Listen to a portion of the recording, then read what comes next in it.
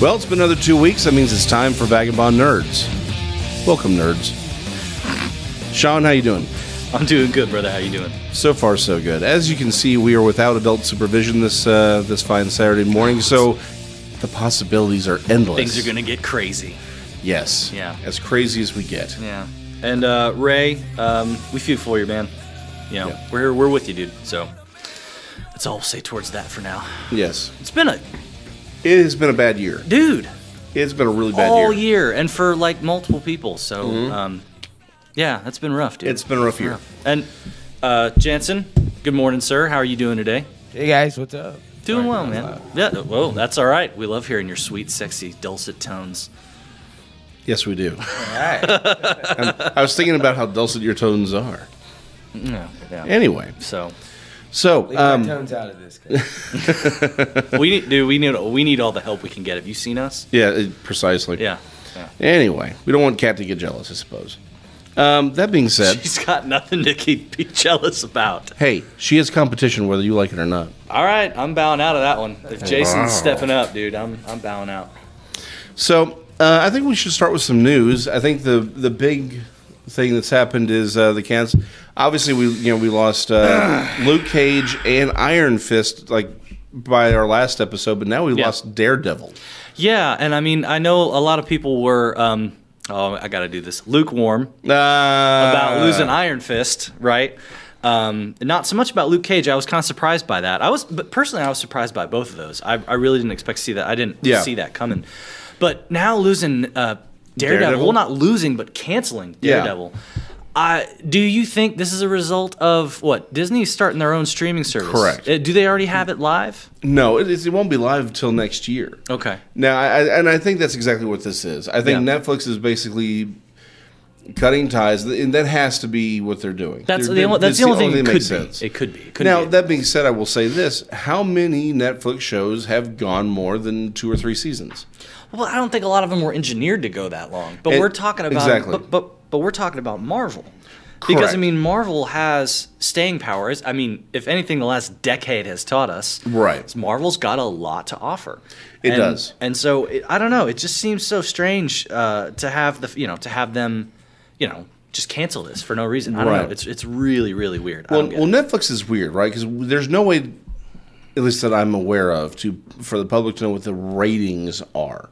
And I think that is there is like. What do you mean? Well, okay, so like with Murphy Brown, or the TV show. Yeah, the TV show. We are going back, dude. No, dude, they made a reboot. It's out right now. Oh, I don't pay attention. I know. I'm just all right. Fair enough. Okay, fair enough. I'm sorry. I'm just thinking like original. You're like, wow. Jansen's laughing over too. Like, really, Murphy Brown? This is where we're going. Random. Yeah. Well, okay. Here's the thing. The only reason I bring it up is because I just saw an article on it like 2 days ago, about how its ratings are suffering.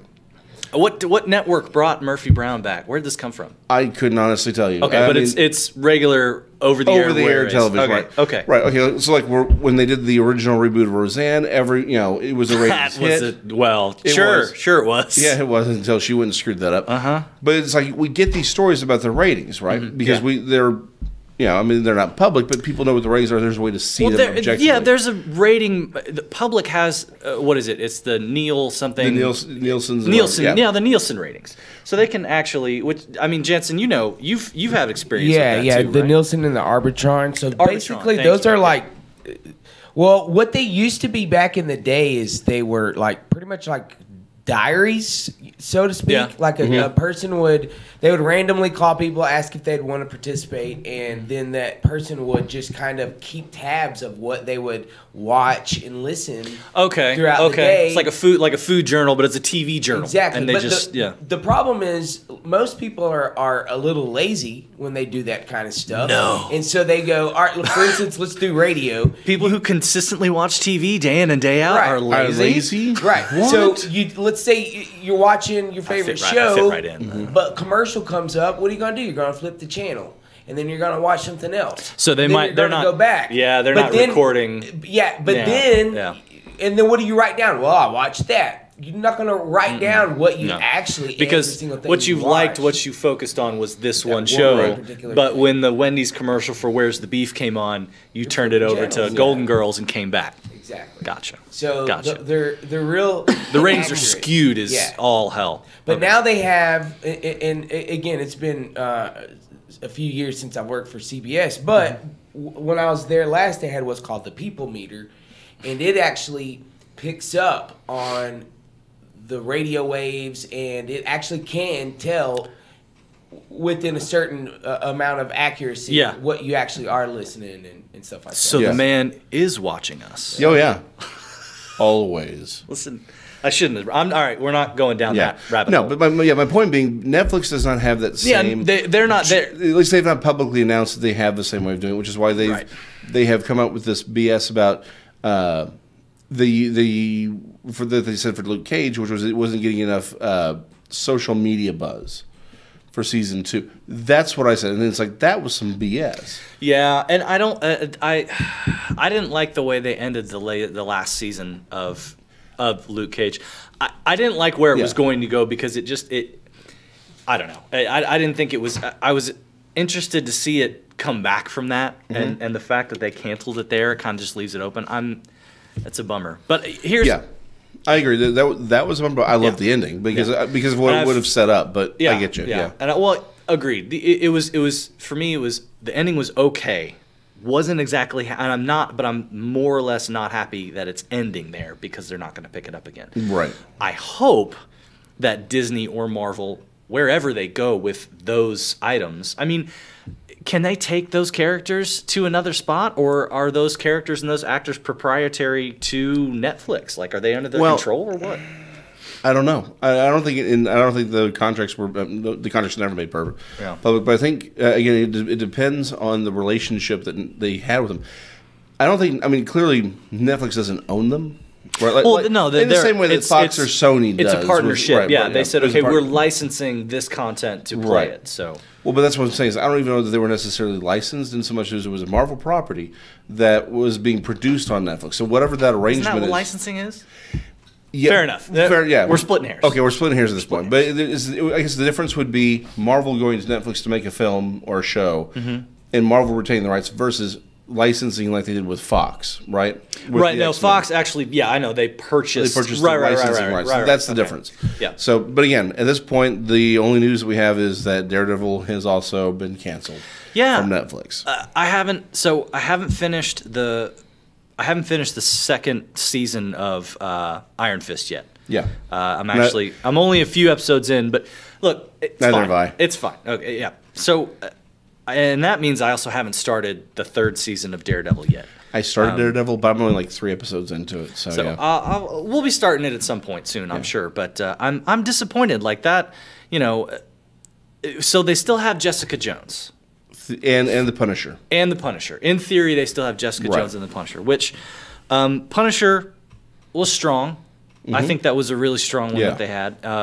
Jessica Jones, first season I did not like too long. It was good, but it was too long. Second season was great, but it's not one that captures my interest as much as Daredevil did. What about the Defenders? Couldn't they still do something? I think they could, but they said I think they came out even before they dropped Iron Fist that they weren't going to do another one. Yeah, that's just ridiculous because I really enjoed the Defenders. Yeah, I was looking forward to a second season of that. Yeah, and I would have been okay with them saying, "Hey, we're going to go ahead and get rid of these shows, but we're going to go do one more Defenders show and maybe just make it the Defenders." Yeah. Like that would have been, I thought, a much better way of handling all of this. Or that could have been good. Or say we'll do the Defenders and we'll do Heroes for Hire, right? Where it's like I'm just saying there's a couple different ways they could have done this where these make sense.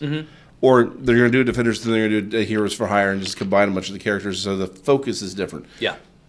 All makes sense. All works for me. But at this point, what it looks like is Netflix is trying to cut ties with Marvel because of the Disney streaming service, which is going to have movies and shows. It's going to have a lot of their old cartoons and all their old content up on there as well, won't it? I hope so. That's one of the rumors. They're going to try and do what DC's already doing with their streaming service. But Marvel has announced that they're going to have new Marvel television shows made with the actors from the movie.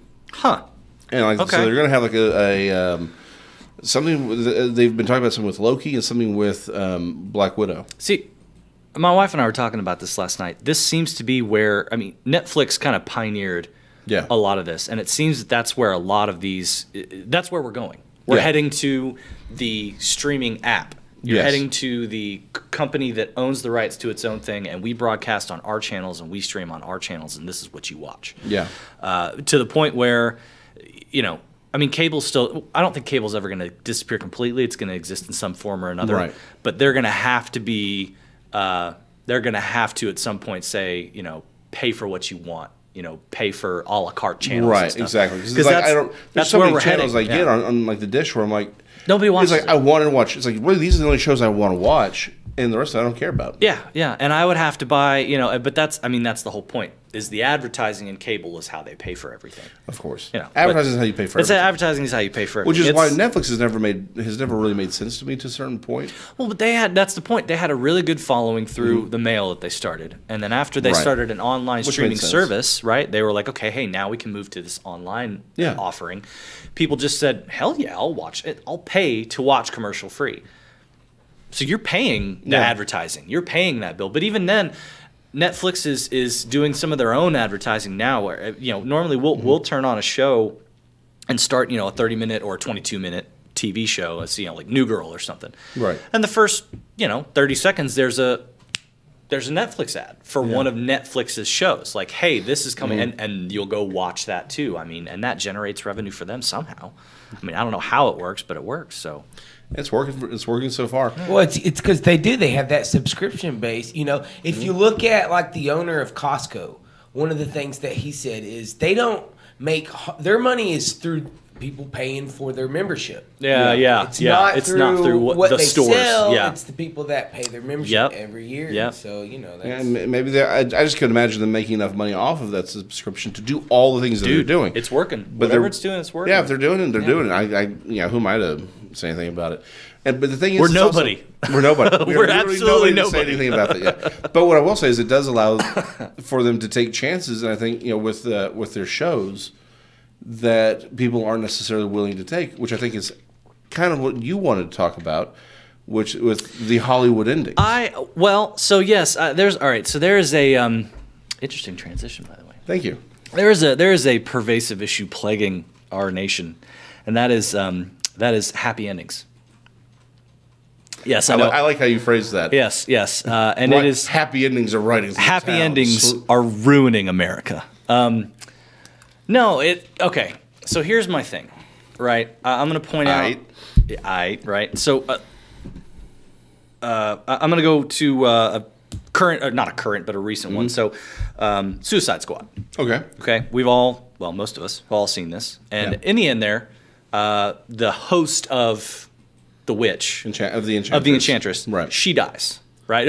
It looks to be the only way to do it is to crush the heart and kill her, which in turn would kill the host. Right. That's what they all think is going to happen. They kill her, then she comes back to life, and all of a sudden you've got this happy Hollywood ending where you're like, oh God, cool. Now the love of his life still exists. Yeah, Dr. Moon survives and everyone's happy. Yeah, exactly. But then that in turn pretty much invalidates all the previous sacrifices leading up to that point. Fair enough. The Navy SEAL below who blew the bomb up, sacrificed himself, who also killed Diablo holding himself to kill him. I mean, like, everybody leading up to that point who sacrificed their lives to get here to destroy this witch is invalidated. And even what's his face, the Flag, when was his name Flag? No, Flag stayed alive. He was. He's the one who crushed. He had to crush the heart. Yeah, for those who may not remember or may have blocked out the tragedy that was Suicide Squad. Flag was Dr. Moon's love interest in the film. Yes. So he crushes her heart. So he's literally killing the love of his life in his mind. Yes.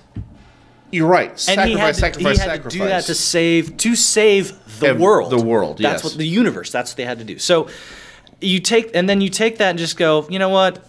You crumble it up you crumble that piece of paper on a ball and you throw it away when you're like, nah, it's cool. She's dead. Or she's alive. She breaks out just like Sigourney Weaver and Rick Moranis at the end of Ghostbusters. You know, everything's fine. You know, let's just claw our way out of these shells and we're all good. So had they left her dead, had there been that sacrifice, I think that movie would have carried a lot more weight. And I also think I don't disagree. I was really prepared to disagree with you on this one for that aspect, but yeah, I can't. So I also think that we, in America, a lot of really good movies are ruined by the Hollywood ending. Or maybe not ruined, but some aren't completely ruined. Some are just seriously changed. Yeah. Consider John Wick. Okay, the first one. Have we all seen John? Okay, so in the very first one, you know, he's shot to bits. Yeah, he really is. And he falls out of the car, and it starts out that way. The movie itself is amazing. I'm not knocking the fact that it spawned 2 other movies after it because I love the whole series. I think it's phenomenal. But had he died at the end of the first one, had he actually died and not, you know, mustered up the strength from somewhere to carry on like all Americans think we're going to be able to do, it might have had more gravity. It might have been an even better movie for that darker ending, right? Lethal Weapon 2. Okay. No, well, hold on. Before we jump from John Wick. Okay, yeah, sure. Or are we just making an argument here at this point? If you're still argument building, I'll let you go.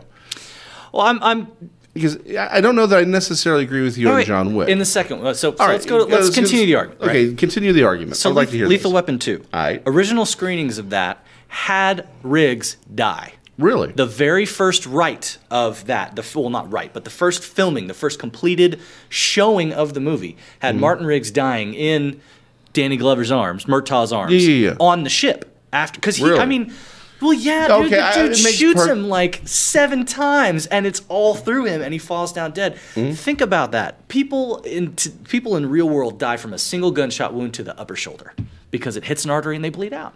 Riggs gets shot like what, 8 times, something, falls down and still survives. Well, there are people who are also shot 32 times. True. I'm not saying it's not possible. I get what you're saying. Yeah, I get what you're saying. But after the screening, you know, they selected that random group of test audience that they always do, and they screened it for somebody, and they basically all said, "We're not really happy because we like Riggs a lot, and he's dead, and that's really sad." And so they're like, well, then let's reshoot it. And so they had him live. Now, it's not bad that he lived, right? I don't think it's bad that he did. But I think, again, that movie could have been like, whoa.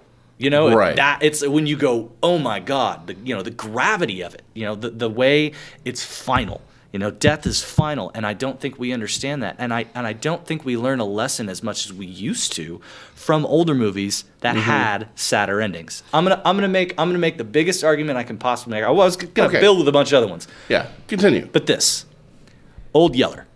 Ooh. I mean, come on. The Yearling.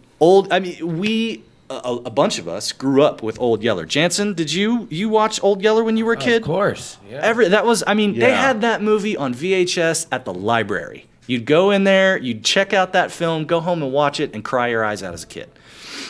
And your parents would subject you to it. Hey, guess what? Watch this. It's going to make you really effing sad. But you enjoyed the movie, and you also learned a lesson from it. Yeah. I don't think we have near enough of those today. There are a lot. Casablanca. He doesn't get the girl at the end. He doesn't get the girl at the end, no. And I mean, I wrote down a list of a ton of movies that have. All right, let's go with Well, but I mean, okay, so The Birds, that's an old one. Doesn't have a happy ending. The original it just has an ending. Yeah, you're right. It really just has an ending. Well, the main characters survive. They survive, but they're still in this world of crazy ass killer birds. Yeah. You know, homicidal. Night of the Living Dead, pigeons. The original Night of the Living Dead. Oh, jeez, that is not a happy ending, and that's an amazing film, and it's just an amazing piece of film. Planet of the Apes. That's an amazing movie, and in the end, he realizes he's on planet Earth already. Yeah, he's already made it home. And then I mean, like The Outsiders. Okay. That's a horrible one. Yeah. You know, and that's a really good movie. Like there are Dead Poets Society. Okay. Where are these movies today? Where are the movies like this today that are? I mean, there's a few, right? Like, let me think. I wrote a few down. I'm trying to find something current, but I really can't. I mean, one of the most current ones I could think of was like a Gran Torino or $1 Million Baby, and those are both somebody from an older generation who directed and wrote them and starred in them. Yeah, you have what was the one? Road to Perdition with the Tom Road Hanks. to Perdition, which by the way, oddly enough, it seems like Tom Hanks knows what he's doing in good quality movies because Saving Private Ryan, Green Mile, Forrest Gump, Philadelphia, Road to Perdition. That's 5 movies Tom Hanks has starred in that all have a horrible ending. Not horrible, but an ending where it's tragic. Yeah, there's there is some weight. It isn't the Hollywood. Let me rephrase it. It's not the Hollywood ending. Okay, it's not the Hollywood ending. You know what? You maybe changed my mind on this. I'm telling you. We don't have enough films like this. Other countries have plenty of films where they actually give you some sort of meaningful lesson and teach you that it's not always going to be okay. Or it just sort of ends and there's no real resolution to the situation. It's just the situation. Old Boy, the original one. The original one. Yeah. That's pretty. Even the one that they remade with James Brolin. Thank you. Even the one they was James Brolin. No, it was Brolin. Brolin. It was Josh Brolin. Sorry, even the one with Josh Brolin they made here in the States that they still followed it pretty accurately. Yeah, they were really accurate with it. But it's still. I mean, The Host. That's another one that has a bleak ending. It's not a Hollywood ending. It's the one I never saw it. Well, it doesn't matter. But there's tons of other movies outside of the U.S. that seem to teach you that it's not always going to be the Hollywood ending. You have to kind of accept reality, and I think a lot more people, to me, that's pretty much outside of America, that's pretty much every film noir ever made. Are a little bit more balanced, in my opinion, as a result of it. You know what? Actually, I don't. It's a different topic, but I don't disagree. It is. I think that Disney has it's a subtopic. Subtopics is things like rom-coms, and Disney has ruined relationships. Agreed. Because they put forward this unobtainable, unrealistic view of what love is. Yeah, and it's some people have a fairy tale love, but even then, they're working at it, and there's all that crap behind the scenes that you never get to see. So, Now, I will say that I think there are times when the Hollywood ending is appropriate. But definitely. But I get what you're saying. The Expendables. Come on. Armageddon? Oh, yeah. Well, most Marvel movies. Most. Except for that one. Yeah, except for that one. Well, you could even argue that Black Panther doesn't have the Hollywood ending. And you know what? You could also argue that Civil War doesn't have the fairy tale ending either. They actually kind of started to have a shift at that point, where things started to go a little darker. Going in a different direction. That's very true. So I mean, you know what? I think you're absolutely right. I think, but I think the problem with like John Wick, right, is they wanted John Wick to be open to sequels. Agreed, and that is one that definitely has it. I don't lean as heavily on that one because that's why I just kind of threw it out. No, there. You're right. No, but it I doesn't necessarily have the. It would have had the emotion, the idea that he gets his car back and he dies. Right. Well, he never got his car back in the first one. Right, I know. But what I mean is he gets a car. Right. He kills the guy and then he dies. Revenge destroyed him. Yeah. Revenge killed him because he had to kill everything for revenge on his dog. Exactly. Which.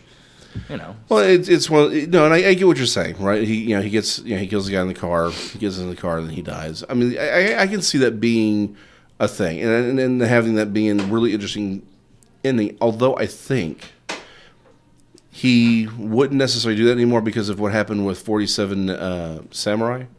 I never saw that. I should have. I never got to. A friend of mine said that it was a lot like a live action anime. It is, and I really want to watch it. I just never got around to it. Sean. Everyone watching right now, go see that. As Keanu Reeves. Don't go see it. You go rent it or download it or stream it or whatever.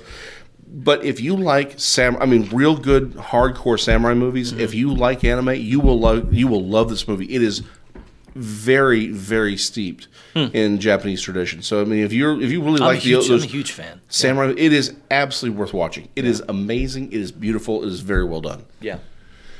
Good. So okay, I think I was getting ready to argue. You with were prepared. I was prepared. I had an argument as to that. He's like, okay, the Hollywood because there. And I'm going to go ahead and put this out here, but I don't think I have the energy. Tell me what your argument was. Let's do that much. While there are certain movies that definitely the darker or a more real world ending is appropriate, right? And I completely agree with you on that. I think there does come a point though where we have to remember that this is entertainment, right?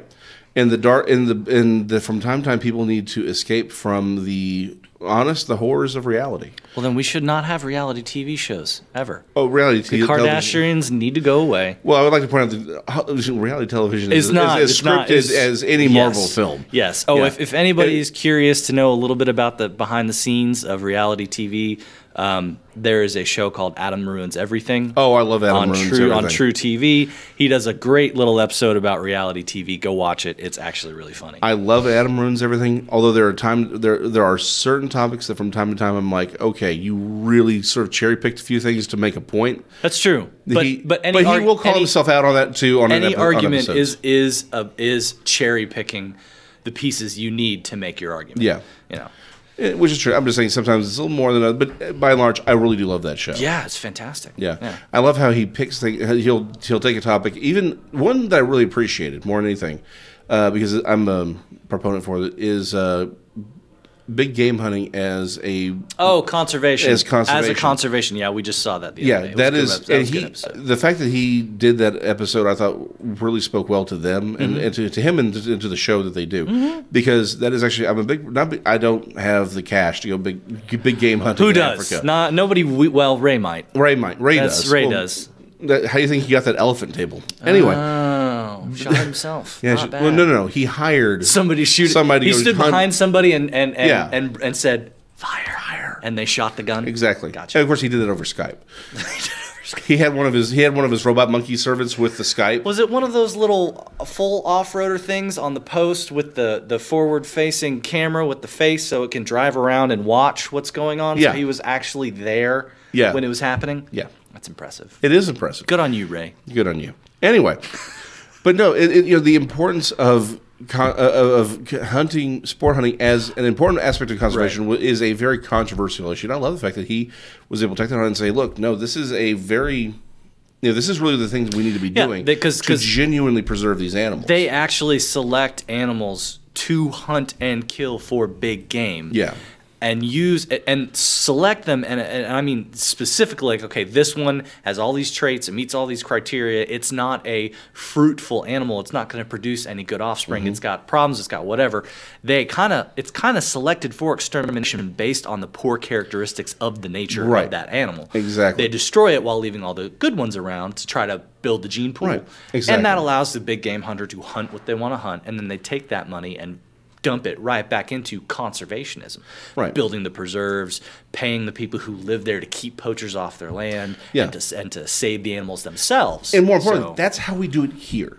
Do we actually do that here? That's how we do it here. I mean, why do you think you have to buy game tags? You have a good point. You have a license. You got to pay for the license. And wild hogs in Texas, I know are a big problem. So you can go. Yeah. You don't even really need a license to go hog hunting. You just need a shotgun in the back of a truck with a light, and you're pretty much good. Exactly. But by and large, I mean, that's how we do conservation hunting here. It works really, really well, and everywhere in Africa that it's tried, specifically, it has benefited both the local economy and the local fauna. Interesting. So, but again, how do we get from happy endings, movie happy endings? How do we get from happy endings? Reality television, not reality. Okay. Reality television needing to go away because people need an escape from reality. Right. Okay. Well, and don't get me wrong, I know I'm making a case for movies with sad endings, right? Right. Yeah. But I'm also not trying to paint the picture of we all need a bleak reality to understand the world we live in. I don't need that crap. Captain America should have died at the end of Captain America Winter Soldier. I don't mean that. I just Bambi should have died at the end of Bambi. I mean that there are a lot of movies that could have been 10-point freaking buck. He should have been the one to drop. Could have been better had they either been left to their original devices and ended on a sad or more realistic note. You're just saying that Hollywood should not be afraid to do that. Yes. And I feel like they are. A lot of I think to another point, it's kind of the reason I think we are disappointed with DC's universe in the movies. I mean, we could see continue. I'm waiting. The studios meddling in the outcomes and the directions of movies because they don't understand the characters. Correct. Remind me later. There's a YouTube video I saw about DC. And why the DC movies are bad, and he makes an excellent argument for it, that the problem about them not really understanding the characters. So they're like, well, we keep pulling from all this material, but it's like, well, you're pulling from like the top 4 issues of the top 4 Batman stories, the top 4. So it's like the problem is there's deeper stuff to get into, right? And there's a reason dig for it, right? And the problem is like, and the analogy he made was great. I think this is going exactly where you're going, right? if you have to make a mecha movie, but you don't a big giant mecha movie, but you don't understand mechas, right? Yeah. And so you go and you look up Neon Genesis Evangelion, which is coming to Netflix. Yes. Thank you. The original or the reboot? It looks like the original. Interesting. Yep. Okay. Right. Interesting. But all you know of the big mecha genre is Evangelion. You have a very skewed view of You've got a really, really skewed. I mean, you could Gundam, Voltron.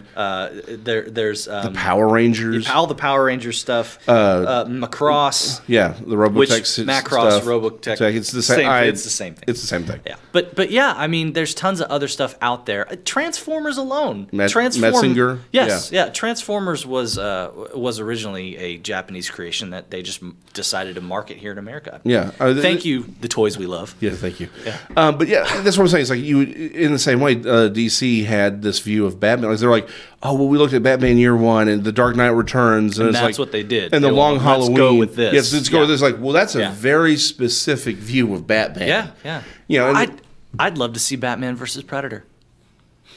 Why don't they do? Look, they can't ruin Predator any more than they already have. You know, that's a really fair statement. After the latest one. Okay, so there you go. That's another Hollywood Shane ending. Black. Another Hollywood ending. Exactly. We sit around. Let's after everyone's dead, let's show all these little trinkets that we somehow collected in their after their immediate. Yeah, I was wondering, like, did y'all just all hand off stuff, like knowing as who was they're dying? survive? They're like, take my toy. Like what happened? I don't know. You know, the dude was outside the shield. He died. His legs got chopped off, and he slid comically down the side of this plane that's careening off in the distance for at however many hundreds of miles, and somehow manages to hand him a squishy or something, whatever. Yeah, exactly. Or here's the cigarettes. Here's my lucky card. Like there was, I forget there was one thing. I'm like, I think he sort of like there's this what was it, the hula girl. And he's like, he's had this on him the entire time. Like, I'm like, this is stuff we've never even seen. They had to have a bit of exposition to explain where the hell that piece came from. Yeah. Just so they could continue having this ridiculous Hollywood insert of an ending. Yeah. For no other reason. The only good part about that was when she threw in the unicorn. Yeah. Which the was little tinfoil that unicorn. Made sense. That made perfect sense. If she had that and that was the only thing she had at the end and they didn't have anything from anybody else, that still would have been funny. Because it would have it would have made sense to a point. There was we saw it. It had meaning. It had been developed to the point where you're like, okay, there was a moment, like a whole scene is started with him holding the damn thing and giving it to her, and he's like, "What the hell? It's gonna freak her out. You guys back up." Exactly. It had been developed. So I agree. That's my point. Yeah, they need to be willing to have a different. Have the balls to take some chances and not make everyone happy. Yeah. Because I mean, right now you're trying too hard to make everyone happy, and even though it perfect. Thank you for pointing out the latest one, The Predator. Walking out of that movie, I was like, I had fun in the movie because it was a fun time. Yeah. But leaving, the moment me and my buddy were like, we had that thought where we were like, that was good, but also like smoke and mirrors. All of a sudden, I realized that this kind of was thin and that was thin, and you start analyzing it and you go, oh well, crap. I just now I'm disappointed. Exactly. You had fun in the moment, but afterwards it's gone and you're done. You're like, okay, that's a shame. So, yeah. No, I completely agree. Yeah. All right. Well, then Hollywood, get on that. Start making bleak and sad endings. Start making. Yes, thanks Shoot Bambi, a lot. Have Thumper get Bambi was by already a vulture. shot. Again, another one that was kind of sad. It was sad. Well, Bambi's mom was shot. Well, right. I'm just saying. Bambi's mom was delicious. It was. And yes, Kelly, we can do that to humanity. All right. So, so sad. Some sad and some bleak endings. Let's get Hollywood, give us a broader view of humanity. I think that's what we're saying here. We want a little bit more. Well, and don't play to the lowest common denominator. Let's have something a little bit more. Yeah. Again, we're not saying the end of Power Rangers has to have a Power Ranger get torn apart. And it doesn't. Although we did kill one. That's true. They did kill one and then brought him back. But I mean, still, it's Power Rangers. I'm not expecting. I don't think I've ever heard anybody argue to make Power Rangers a little bit more of a less Hollywood ending kind of a film. But hold on, did you see the R-rated Power Ranger theory that would? No. It came out a couple of years ago. No, I have no idea. It had the guy from Dawson's Creek in it, and Katie Sackhoff. Wait, which guy from Dawson's Creek? Pacey or what's his face? No, the main guy. Okay, Dawson. sure. It had Dawson from Dawson's Creek. It had Katie Sackhoff from Battlestar Galactica in it. Have you not seen this? I have not. All right, after the show, I'll pull it up for you. It Fantastic. is amazing. And so that's what that was a fan movie, or yeah, it was a fan made movie. It was a fan made movie. Yeah, okay. But I mean, it has some real quality production to it. It's really interesting. Speaking of fans, and their movies and theories. Yes. I believe you wanted to discuss, as we shift gears. Yes. Something on the topic of Star Wars. Yes. Okay. Also along the lines of controversial theories. I don't know that controversial is necessary to be applied to this particular discussion, but go ahead. I mean, yeah, I'm fine with it. That's fine. Well, we have 20 minutes, so I'll make it as quick as I can. So it won't be. It won't be. So a couple years ago, Eddie, shut up, Ray. You shut up, Ray. Exactly. I was waiting for Ray to say something. Ray, why aren't you saying some smart ass comment? Shut up, Ray. About how one of us needs to be raped or something. Whoa. Oh, please. That's all. His comebacks are, you're wrong because I say so and I have to anally rape you. That's Ray's entire repertoire. You know this. That is Tuesday for Ray. That is a Tuesday. Yeah, it's a Tuesday for Ray. So, anyway. So Eddie Medina, who we trash all the time on the show out of love, because we love you, Eddie. Mostly. Anyway. Yeah, Bach is snoring, so that's not Bach snoring, that's just the listener snoring. That's the listener snoring, yeah. Yeah, that's just the listener snoring. Hey, Bach. How you doing? Good boy, Bach. Sorry to wake you up. Anyway. We need a Bach cam. We do need a Bach cam. I think next time we need a Bach cam, so everybody can see how tired he is of hearing us sit here and talk about this bullshit. It's a great dog. All right. More bullshit. So more bullshit. So Eddie Medina, he's also on Dallas on Air. He and Cole Houston do the Rancor Pit on Sundays. Yes. And so it's an entire show about Star Wars, and they'd asked me to come by. Are we promoting the Rancor Pit right now? Why not? All right. Rancor Pit. Rancor Pit. Watch it. And Figments. Anyway, so they had me on, and I'm like, what do I talk about? Like, I've never understood how they can do an entire show about one topic. One topic. Yeah, we've done it. I know, but we've done it. But for the last 4 years, stop. We've done about the same topic for 4 years. I don't know. That's pretty impressive. Yeah, or sad. So I was looking for things to even talk about. I'm like, what could I possibly talk about that has not been said? And so I ran across this theory that the stormtroopers weren't actually bad shots. All right, on Reddit, and that's pretty contradictory to everything everybody always says. Exactly, which is why I was like, this is crap. And I started reading it, and she made a really good argument.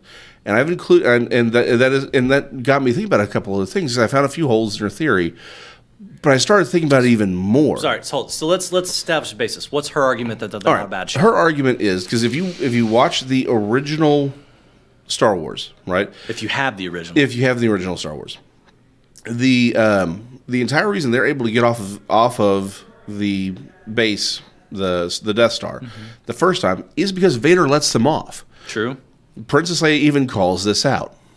Additionally, on Cloud City, why is Luke Skywalker able to get to Darth Vader despite being, being confronted? We already know both of those are engineered to see Darth Vader. Exactly. Darth Vader's engineered that because he needs those things. Exactly. Yes. However, every time the rebels come into any direct conflict with the stormtroopers, the stormtroopers wipe them out in matters of seconds. Opening scene of the original Star Wars, within 2 minutes, Vader has captured that ship, the stormtroopers have taken it, and he is force choking people like they owe him money. Empire Strikes Back. The Empire shows up so early that the rebels are able and prepared to confront them. They have time to plan for it. They have prepared for this. And what do the rebels do? They get the hell out of there as fast as they can because there's literally nothing they can do to stop them. They have an ion cannon that's capable of stopping and turning off Star Destroyers in orbit. And they're still like, we can't handle this. Again, in just a few minutes, Vader's walking through their snow compound, pimp slapping people with no resistance. Okay. So the thing is, her argument is the reason we think of them as bad shots is because the big scenes that we have with the stormtroopers are the scenes where they're being told not to shoot them. Now, the third argument. All right. So that's a way to look at it. That's a way to look at it. I would say that Vader was with them every time, and that scared the hell out of everybody, so they knew they had to leave.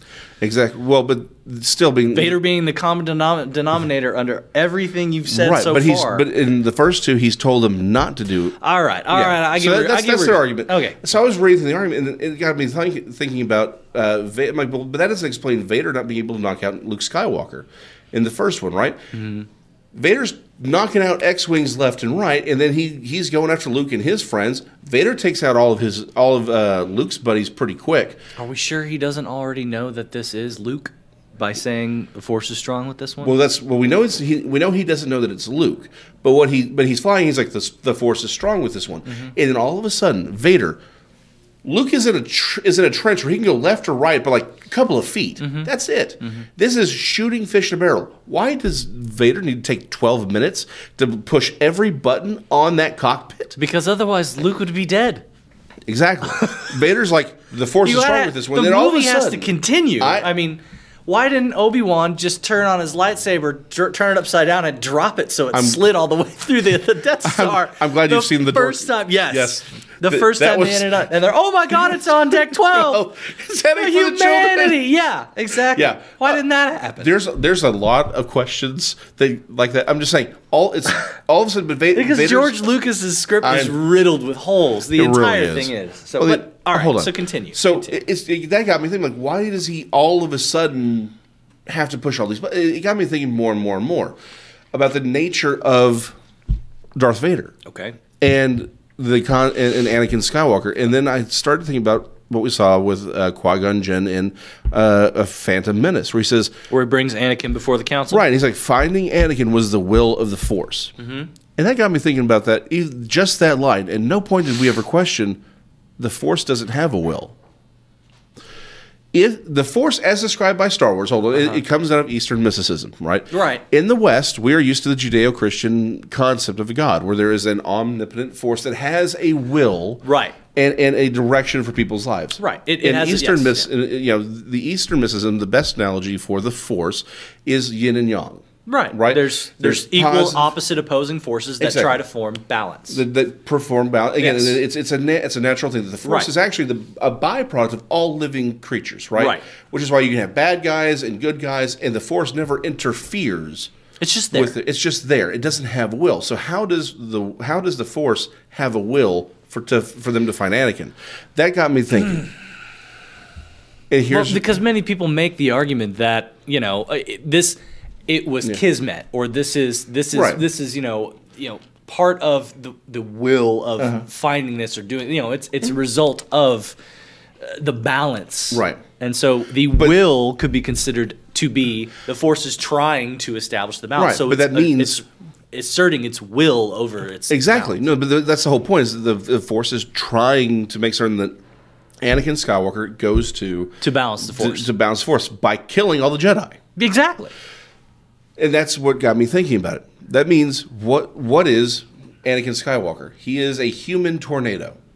Yes. When you have high pressure, in all the weather coming together, you get tornadoes. Right. It is weather trying to balance itself out. He is the human equivalent of a tornado in the Star Wars universe.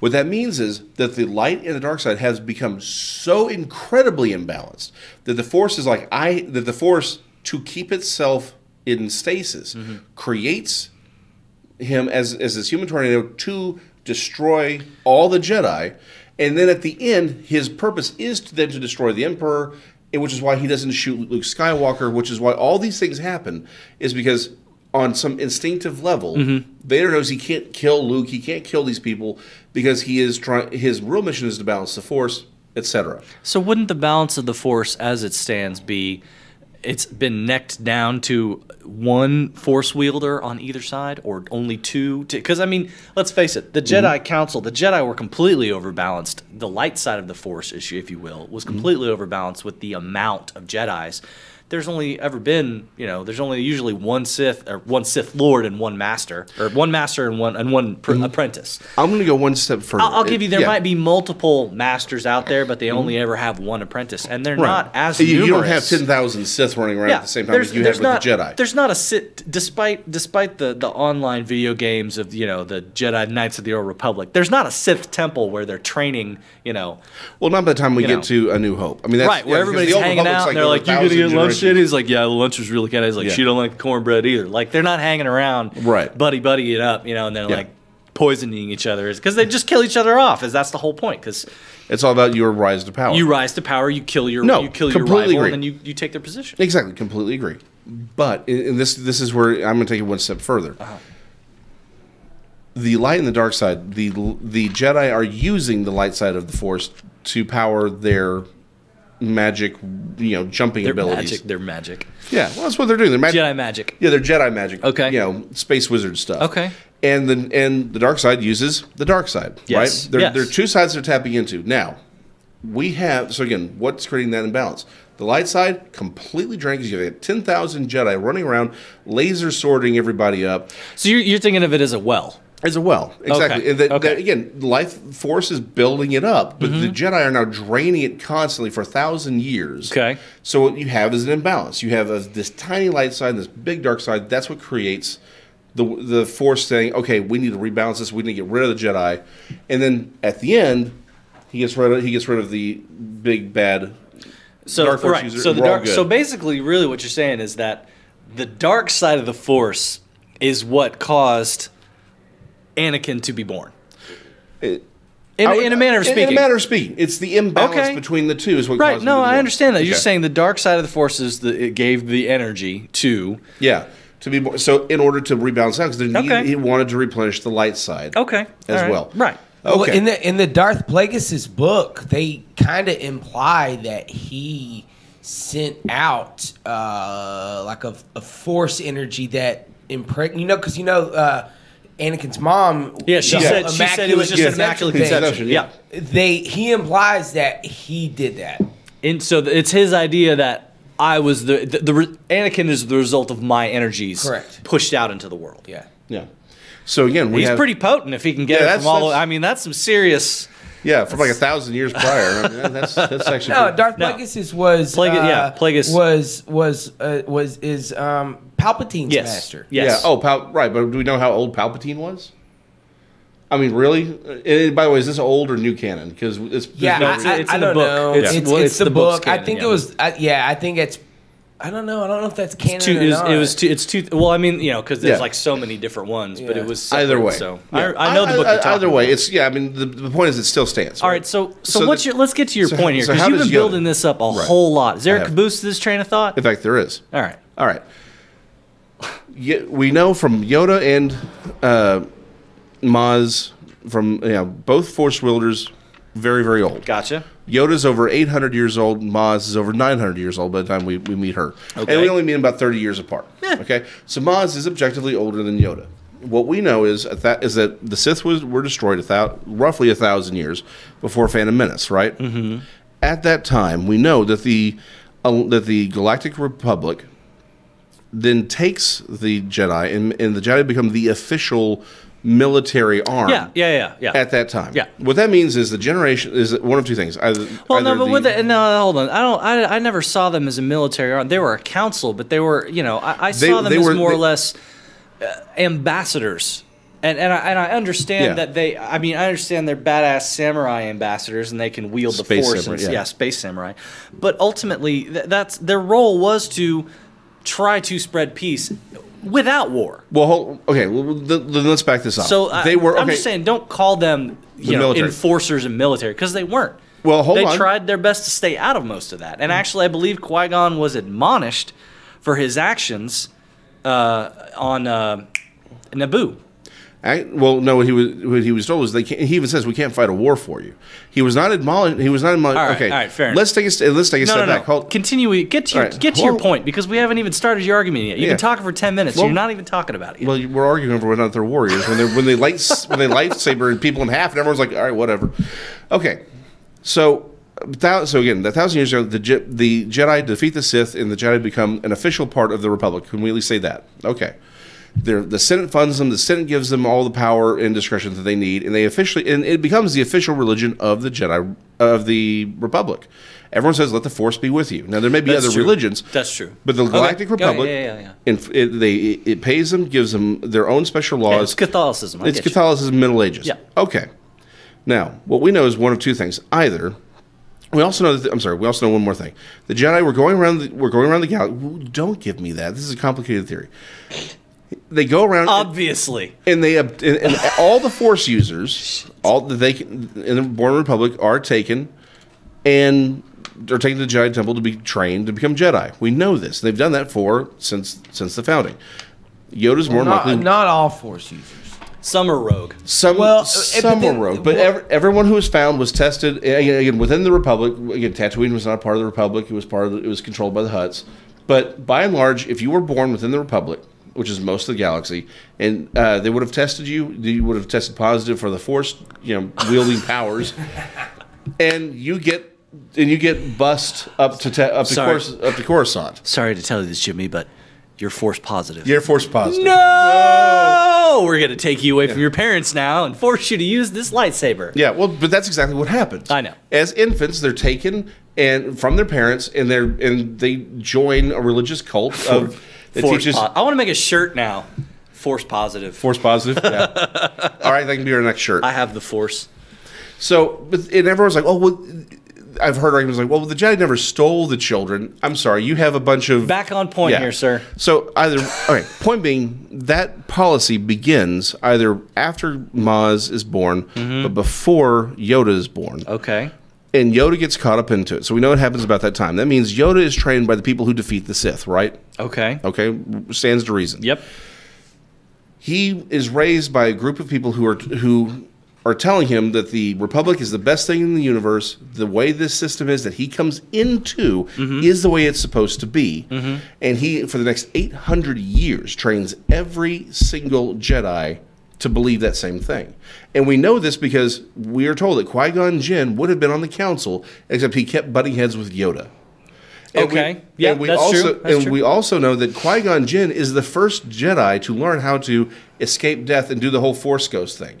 He just hadn't completed the training in the new. Okay. Yeah, and again in the official canon, you go to Netflix, watch that last season. And we also see it from the movies. Qui-Gon Jinn reached out to Yoda and said, hey, this is what you have to do. The reason Qui-Gon can't manifest is because the contract was up with Liam Neeson. But also because he hadn't gone through the training. I had no idea that our current... Never mind. I'm not going to drag this out anymore. You got 3 minutes. All right. Not all Jedi could do the Force Ghost thing, right? He had to be trained. Yoda was trained, and Obi-Wan was trained by Liam Neeson from Beyond the Grave. Okay.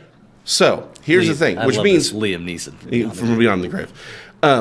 So my point is this: Yoda artificially maintains this belief that he's taught 1,000 years ago, right? That the Jedi have to maintain order in the universe. That the dark side cannot exist, cannot even be looked at, and isolates and flattens out their theological view for 1,000 years. Yeah, that's why there's no Jedi. Stagnates. He stagnates the entire process. Right. That is what leads to the overuse of the light side. And let's talk about how they maintain peace, right? What happens? They show up at that big metal donut, and everyone freaks out. People are literally crapping in their pants, like, well, it's over. We can't go against the Jedi.